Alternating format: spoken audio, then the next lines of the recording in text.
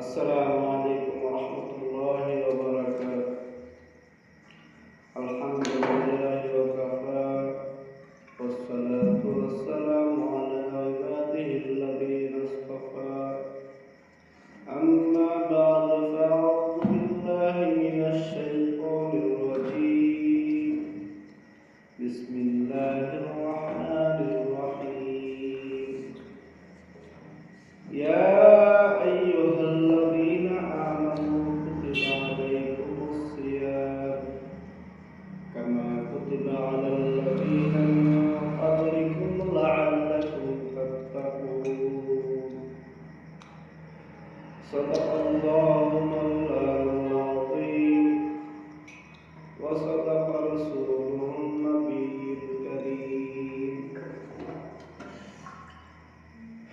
সম্মানিত মুসলমান ভাইয়েরা ও বোনেরা,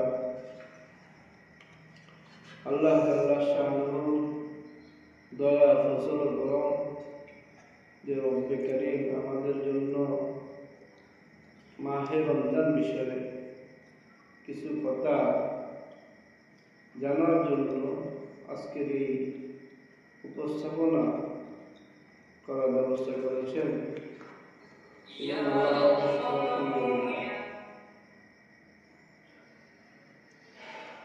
আল্লাহ তাআলা শাআনুহু দয়া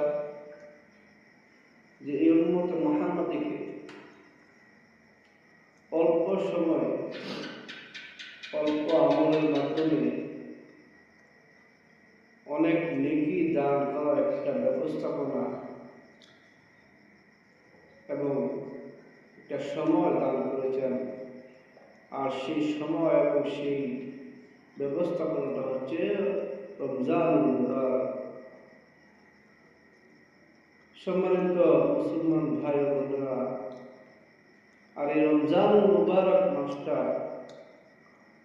ব্যাপারে রাসূল সাল্লাল্লাহু আলাইহি ওয়াসাল্লাম